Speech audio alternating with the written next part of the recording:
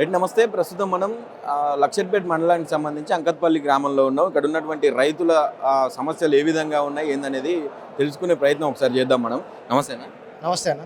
ఎట్లా ఉంది? కాంగ్రెస్ పాలన వచ్చింది, మార్పు కావాలని అన్నారు, మార్పు తెచ్చుకొని వచ్చిండ్రు. మరి 3 సంవత్సరాలు దగ్గరికి వస్తూ ఉన్నది. ఎట్లా అనిపిస్తూ ఉంది కాంగ్రెస్? మార్పు అని చెప్పి తెలంగాణ ప్రజలను సర్వనాశనం చేసిన కాంగ్రెస్ పార్టీ రాబోయే రోజుల్లో అధికారంలోకి వచ్చే పరిస్థితి లేదు.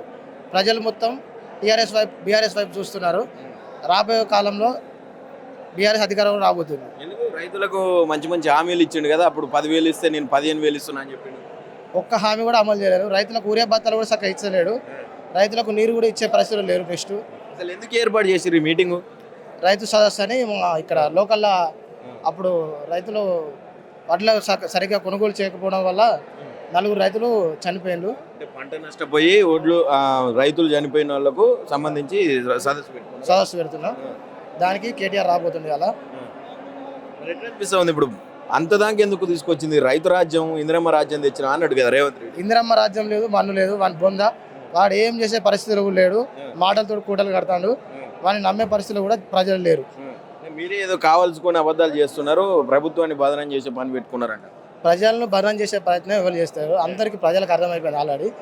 రాబోయే కాలంలో ప్రజలు నమ్మరు. ప్రజలు నమ్మే పరిస్థితులు లేరు. ఎందుకు సన్న బియ్యం ఇస్తుండంట? సన్న బియ్యం ఎవరికి ఇస్తానన్న? సన్న బియ్యం ఏడాస్తాను. 1,00,000 ఇండ్లకు ఇందిరమ్మ ఇండ్లకు మంజూరు కూడా వచ్చింది కదా. ఇల్లు ఊరుకు 10 ఇస్తాను కావచ్చు. అదైనా కానీ వాళ్ళ కార్యకర్తలకు ఇచ్చుకుంటాడు. వాళ్ళ నచ్చిన కార్యకర్తలు ఉంటారు అన్న. ఒక్కొక్కరి కాడ 5 ఎకరాలు 10 ఎకరాల భూములను కూడా ఇందిరమ్మ ఇల్లు ఇచ్చి వాళ్ళు కట్టుకున్నాం. గరీబోడు మాత్రం లాభం లేదు. లేని వాళ్ళకి మాత్రం ఇందిరమ్మ ఇల్లు పరిస్థితి లేదు. ఎట్లా అనిపిస్తుంది మరి? ఇప్పుడు 3 సంవత్సరాల దగ్గరికి వచ్చింది, మంచిగా ఉన్నదా? మరి నెక్స్ట్ టైం నేను 34 దాకా నేనే సీఎం ఉంటాను అని పొందుంటాడు. గాడే ఉంటాడు అన్న. ఇంకా అయిపోయింది అని పని. అదే లేదన్న పరిస్థితి. జనాలు నమ్మే పరిస్థితి లేరు. ఆటో కార్మికులు అయితే ఘోరంగా ఉన్నాయి పరిస్థితి. ఇంకా అనేది వాళ్ళు చెప్పుకున్న ఘోరం ఉన్నది. ఏడిస్తాను అన్న. ఇంకా అమలు కాదు దాన్ని ఊసేలేదు అన్న. దేవుడు దాన్ని ఊసే లేదు. అడుగుతారన్న. ఇంకా టైం ఉంది. ఆయన ఇప్పుడు కాంగ్రెస్ నాయకులు జనాలకు వచ్చే పరిస్థితి లేరు. ఇంతవరకు మా ఎమ్మెల్యే గెలిచిండు. ఇంతవరకు ఎన్ని రోజులు అయితే దగ్గర ప్రేమ్ సార్ గెలిచిండు. ఒక్కసారి కూడా మా ఆదిపూర్ కానీ ఎక్కడ కానీ మా ఆదిపూర్ విలేజ్ ఆదిపూర్కి వచ్చినా ఇంతవరకు అయితే వాళ్ళు అడుగు పెట్టలేదు. ఇంకా ఆదిపూర్లో కానీ ఎక్కడైనా కానీ అభివృద్ధి అనేది ఆగిపోయింది. గ్రామనగర్ నియోజకవర్గం మొత్తం అంతే ఉన్నదా? అంతే. ఎవరు రావట్లేరు. గెలవరు అన్నయ్య. గెలవరు ఖచ్చితంగా. ఇక అంటానన్న కోత చేసి ఎండన కోతలు పోయచ్చు. ఆడ కోత రాడు కాబట్టి కోతలు కొత్తాను. ఆడ అవుట్ అయ్యి అంతే. మొత్తం నెంబర్ 1 రైజింగ్ ఉందంట తెలంగాణ. రైజింగ్ కొంత రైజింగ్ ఏ లేదు అంత. ఏం చెప్తావు ఒక మాటలు రేవంత్ రెడ్డి గురించి? రేవంత్ రెడ్డి మాటలు నమ్మరు. నమ్మకం ఎవరైనా కానీ నమ్మి ఇంకోసారి వాళ్ళకి అధికారం ఇస్తే మాత్రం రానున్న రోజుల్లో తెలంగాణ సర్వనాశనం అవుతుంది. ఖచ్చితంగా కేసీఆర్ని గెలిపించుకుంటే శ్రీరామ రక్షగా మనకు అన్ని పథకాలు కానీ అమలు చేసే. రైతులని అటు విద్యార్థులని అందరినీ నిండా ముంచిరంట బీఆర్ఎస్ వాళ్ళు. నువ్వేం మళ్ళీ బీఆర్ఎస్నే కావాలంట?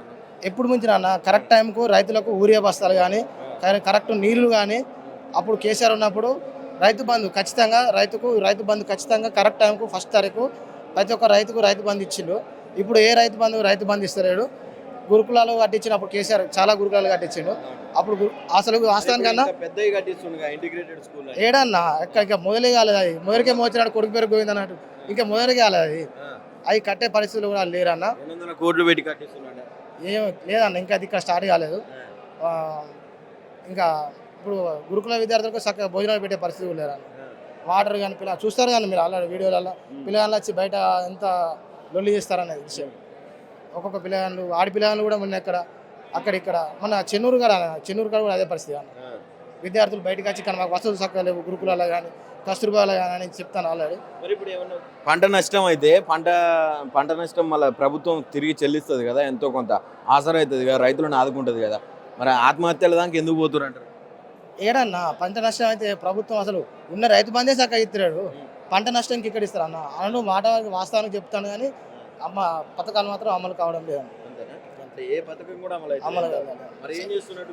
79 సార్లు ఢిల్లీకి పోయింది కదా, అంటే ఏం వస్తలేవా రాష్ట్రానికి? ఏం వస్తాయన్న? 72 సార్లు పోయిన ఇంతవరకు అయితే ఒక్క రూపాయి తెలియదు. తెలంగాణకు అయితే ఒక్క రూపాయి నష్టం తెలియదు. బీజేపీ ఎంపీలు ఉన్నారు, వాళ్ళు కూడా వాళ్ళతో కూడా ప్రయోజనం ఏం లేదు. కాంగ్రెస్ ఎంపీలు కూడా ప్రయోజనం లేదు. నెక్స్ట్ రాబోయే రోజుల్లో మనోళ్ళు ఎంపీలు అవుతారు. మన సారే పరిపాలన దేశ రాజకీయాలలో మంచి పరిపాలన చేసే అవకాశం. యూరియా బస్తాలు దొరుకుతలేవు అని చెప్పిన రైతులు ఇబ్బందులు పడుతున్నారు. యూరియా బస్తాలు కూడా దొరకలేదు నిన్న మన దాకా ఒడ్లు కొన్నాను. యూరియా బస్తాల కోసం లైన్లో నిలబడ్డారు. వాళ్ళందరూ మొత్తం బీఆర్ఎస్ వాళ్ళే నిలబడుతుర్రు. కావాలనే ప్రభుత్వాన్ని బదనాం చేస్తానికి అట్లా చెప్పులు పెట్టి అన్నీ చేస్తారు. యూరియా బస్తా ఇట్ట ఫోన్లో టిక్కు అని ఓపెన్ చేస్తే మన టక్కు అని ఇంటికాడ వచ్చి ఉంటుంది. అదంతా ఏం లేదు అన్న, అలా కాంగ్రెస్ కార్యకర్తలు చెప్తాను. వాస్తవానికి నెక్స్ట్ వాళ్ళే ఓట్లేసే పరిస్థితి లేరు. అవునన్నా, కాంగ్రెస్ కార్యకర్తలు లైన్లో ఉండరు అన్న, వాళ్ళు కూడా లైన్లో ఉంటారు. మరి వాళ్ళు కూడా మా కార్యకర్తలు అవుతారా? అంటే బీఆర్ఎస్ కార్యకర్త అవుతారా? కారు. జనాలను తప్పుదో ప్రశ్నించే ప్రయత్నం చేస్తాడు. రాబోయే రోజుల్లో మాత్రం ఏమున్నా ఈ 3 సంవత్సరాలు ఇంకా 2 సంవత్సరాల పరిపాలన ఉన్నది. ప్రజలకు మంచి పరిపాలన అందించి ప్రజలకు న్యాయం చేసే దిశగా అడుగులు వేయాలని, ప్రతి ఒక్క పథకాన్ని అమలు చేయాలని